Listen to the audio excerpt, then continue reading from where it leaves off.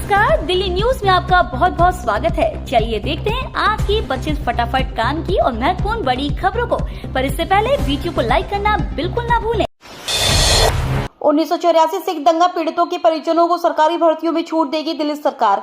दिल्ली विधानसभा चुनाव से पहले 1984 के सिख विरोधी दंगों के पीड़ितों के परिवारों को सरकारी नौकरी की योग्यता में छूट का ऐलान किया गया है। दिल्ली के उपराज्यपाल वीके सक्सेना द्वारा लिए गए एक महत्वपूर्ण निर्णय में दिल्ली सरकार ने पीड़ितों के परिवारों को राहत देने के लिए सरकारी नौकरियों की आयु सीमा और शिक्षा में छूट देने का फैसला लिया है। छठ पर दिल्ली में रहेगी सार्वजनिक छुट्टी, एलजी के प्रस्ताव पर सीएम आतिशी का फैसला।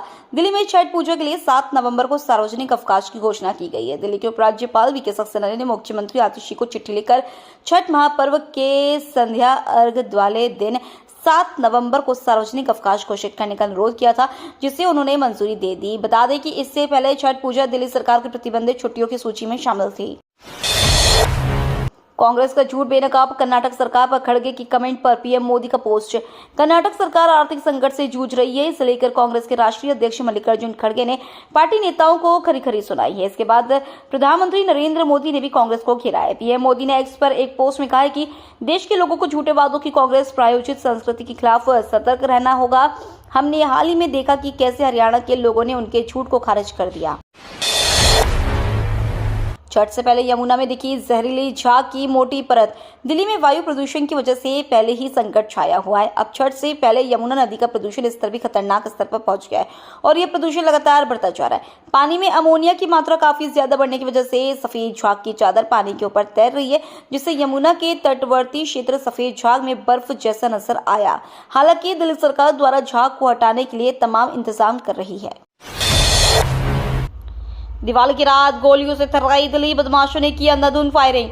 दिल्ली के फर्श बाजार इलाके में रंजिश में 3 लोगों पर 5 बदमाशों ने गोलियां बरसाई। 2 नाबालिग को भी गोली लगी। गोली लगने से आकाश उर्फ छोटू, ऋषभ शर्मा, कृष शर्मा घायल हो गए। तीनों को डॉक्टर हेडगेवार अस्पताल में भर्ती कराया। वारदात का सीसीटीवी फुटेज सामने आया, जहां पर बदमाशों ने पहले छुए पैर फिर गोलियां बरसाई। मृतक के एक रिश्तेदार ने अपने परिचित के साथ मिलकर वारदात को अंजाम दिया। दिल्ली एनसीआर में जहरीली हुई हवा, ये सावधानी बरतने की दी सलाह। दिल्ली के बाद दिल्ली एनसीआर की हवा जहरीली हो चुकी है। आलम यह है कि राष्ट्रीय राजधानी के कई इलाकों में पीएम 2.5 का स्तर तय सीमा से 15 गुना ज्यादा हो गया है। वहीं विवेक विहार में ये 1800 और पटपड़गंज में 1500 तक चला गया, यानी तय सीमा से 30 और 25 गुना ज्यादा है। इसमें डॉक्टरों ने लोगों को घरों से बाहर न निकलने की सलाह दी है। खासकर सांस संबंधित बीमारी वाले मरीज, बुजुर्गों और बच्चों के लिए सलाह दी गई है। ईपीएफओ में ग्रेजुएट्स के लिए नौकरी, 65,000 मासिक वेतन, बिना परीक्षा होगा चयन। दिल्ली स्थित इस नौकरी में 65,000 रुपए मासिक वेतन मिलेगा। चयन साक्षात्कार के आधार पर होगा और सफल उम्मीदवारों को शुरू में 1 वर्ष के लिए काम पर रखा जाएगा, जिसमें अनुबंध को 3 साल तक बढ़ाने का विकल्प होगा। आवेदकों की आयु 32 वर्ष या उससे कम होनी चाहिए और उनके पास किसी मान्यता प्राप्त संस्थान से डिग्री होनी चाहिए। रेलवे ने जारी किया एएलपी, जेई सहित अन्य भर्ती परीक्षाओं का विस्तृत कार्यक्रम। रेलवे भर्ती बोर्ड ने एएलपी, टेक्नीशियन, आरपीएफ, एसआई और जेई सहित अन्य पदों पर होने वाली भर्ती परीक्षाओं का विस्तृत कार्यक्रम जारी किया है। जिन भी उम्मीदवारों ने इस भर्ती परीक्षा के लिए आवेदन किया था, वे आधिकारिक वेबसाइट पर जाकर परीक्षा तिथियां देख सकते हैं। परीक्षाएं इसी महीने यानी नवंबर से शुरू होंगी। सबसे ज्यादा दिन टेक्नीशियन भर्ती परीक्षा को दिए गए हैं। दिवाली पर दिल्ली वालों ने जमकर की आतिशबाजी, आबो हवा खराब, सारे आदेशों का धुआं कर दिया। दिवाली की रात दिल्ली में भारी आतिशबाजी ने वायु गुणवत्ता को खतरनाक स्तर पर पहुंचा दिया। दिल्ली सरकार द्वारा पटाखों पर लगाए बैन और रोकथाम के प्रयासों के बावजूद कई इलाकों में एक्यूआई बहुत बढ़ गया है। राजधानी की हवा में सांस लेना जोखिम भरा हो गया है। अर्थशास्त्री विवेक देव रॉय की आकस्मिक निधन, पीएम मोदी ने जताया शोक। प्रधानमंत्री की आर्थिक सलाहकार परिषद के अध्यक्ष विवेक देव रॉय का आकस्मिक निधन हो गया। 69 वर्षीय देव रॉय ने अपनी बुद्धिमत्ता और विद्वता से न केवल नीति निर्माण में महत्वपूर्ण योगदान दिया, बल्कि भारतीय संस्कृति और प्राचीन ग्रंथों के प्रति अपने प्रेम के लिए भी जाने जाते थे। उनके निधन पर राष्ट्रपति द्रौपदी मुर्मू ने शोक व्यक्त करते हुए कहा कि भारत ने एक प्रख्यात बुद्धिजीवी को खो दिया है। 25 नवंबर से शुरू होने जा रहा है पार्लियामेंट सेशन। एक दिन पुरानी संसद में भी बैठेंगे सांसद।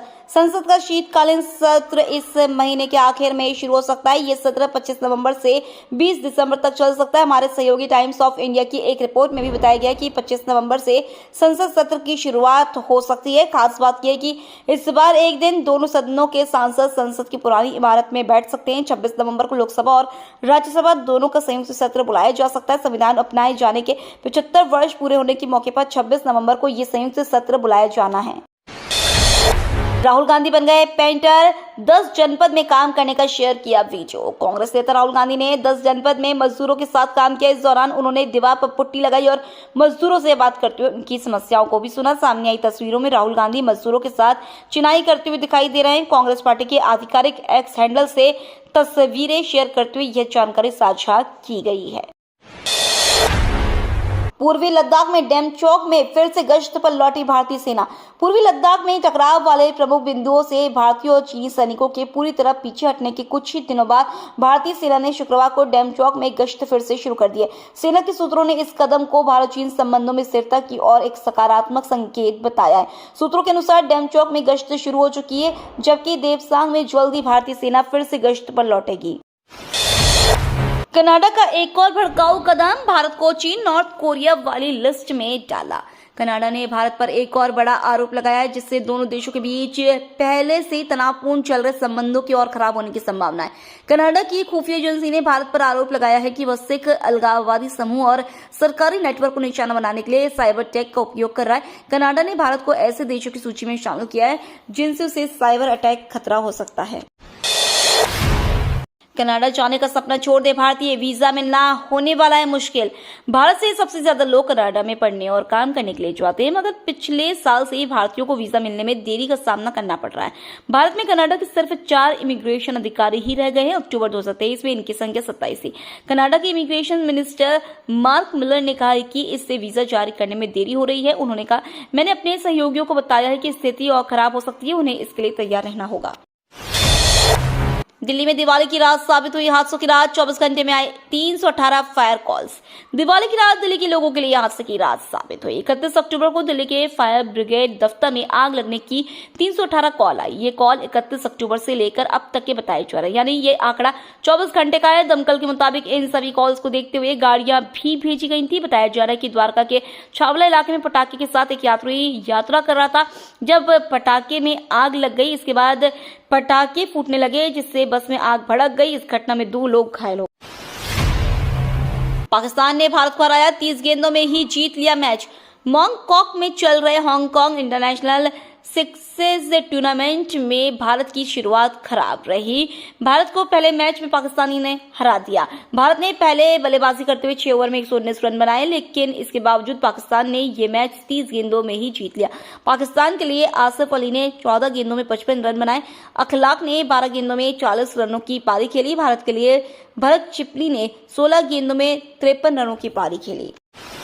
दिवाली पर फैंस को धोनी का तोहफा, रिटेन होने वाले सबसे उम्रदराज अनकैप्ड खिलाड़ी। महेंद्र सिंह धोनी ने आखिरकार अगले सीजन में खेलेंगे या नहीं, सस्पेंस पर पूर्ण विराम लगा दिया है। चेन्नई सुपर किंग्स के विकेटकीपर बल्लेबाज धोनी आईपीएल के 18वें सीजन में वापसी करेंगे। आईपीएल 2024 के बाद से फैंस के बीच व्यापक चर्चाएं थी कि क्या धोनी एक और सत्र के लिए खेलने के लिए वापसी करेंगे या नहीं। अब सीएसके ने गुरुवार को रिटेंशन लिस्ट जारी कर फैंस को दिवाली का तोहफा दिया है। रन चुराने की कोशिश में रन आउट हुए विराट, दिग्गजों का फूटा गुस्सा। भारत और न्यूजीलैंड के बीच तीसरा टेस्ट मुकाबला शुक्रवार से खेला जा रहा है।